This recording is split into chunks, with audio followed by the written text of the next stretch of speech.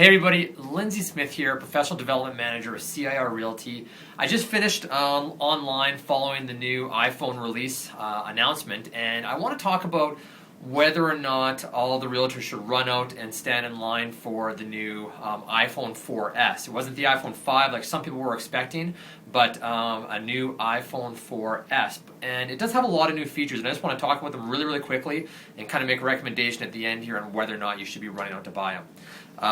Or go buy one when you'll be standing in line by the sounds of things.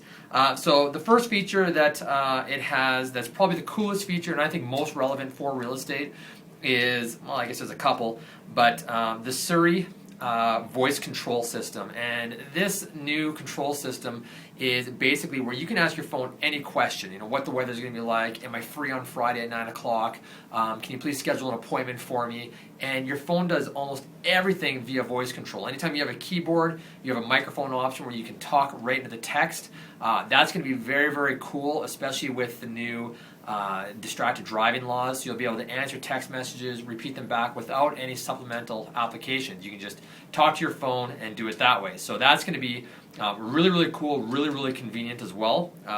Even helps you listen to music, things that I like, so that's really cool. Another one is that it's going to have a 1080p video camera, so if you guys do video blogging, or you also take pictures of houses and things like that, we're going to talk about it's going to be very, very high quality video, totally high definition, and 1080p, which is outstanding. As a result of that 1080p, they needed to upgrade the processor to handle that kind of data, so they have an A5 processor in there. What that basically means is your graphics are going to run 7 times faster than before, so not as applicable to real estate, but the camera option is pretty cool. You're going to get some very, very high definition video. In addition to that, the download speeds are going to be a lot faster. The antenna, the new antenna on there is going to give you really, really high reliability in your calls, and also download speeds that are basically double what they were before, because it can download from 2 different points at once. So you're going to get 4G download speeds, so up to 14.4 megabytes per second, which is really, really fast. I know myself personally, on my iPhone 4, I was getting somewhere around 5 megabytes per second over the 3G network. And so now that's going to be bumped up substantially. So I'm expecting about double the download speed, which is cool. I mean, just for daily internet browsing, looking up properties, things like that. In addition to that, you have world compatibility for your phone. So if you do happen to travel, you can use your phone anywhere in the world now before, because it's available on a GSM network.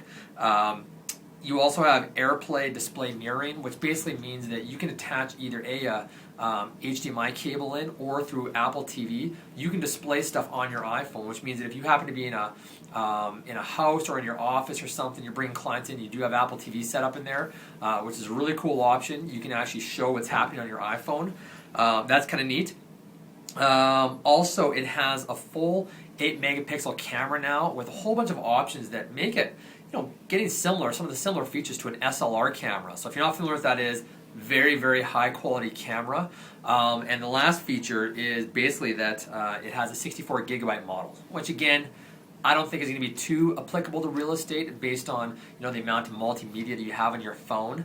But between the camera and the voice control, my basic recommendation is that if you don't have an iPhone 4 right now, I would run out and buy an iPhone 4S in a heartbeat. There is no question, especially with the iOS 5 software coming out and a bunch of other features. So I would definitely upgrade to the iOS or the iPhone 4S if you don't have an iPhone 4 already. If you do have an iPhone 4 already, you can probably hold out on this one and wait for a bit. The iPhone 4 camera and video camera is very, very good. But if you want the voice control and you want to do a lot of things hands-free, you need to go to the iOS 5. I'm expecting the prices for the 64 gigabyte to be around, I think about $950. If you get it without a contract, I get all my stuff without contract, so I highly recommend that. But the lower models, you just go down in basically $100 intervals. So it'll be $850 for the 3G, or sorry, for the 32, and then probably $750 for the 16. And that's what I'm assuming. That's $50 more than the U.S. prices. So that's on average. If you sign up with contracts, they start at like $199, $299, and $399 respectively. So that's my thoughts. I believe that, again, in summary here, lots of cool features. If you are planning on upgrading your iPhone 3 or from another device, definitely iPhone 4S is the way to go. If you're not, you have the iPhone 4 right now, you can probably get away with holding off, but the voice control is going to be really cool. So consider those options, and all the best with your new iPhone.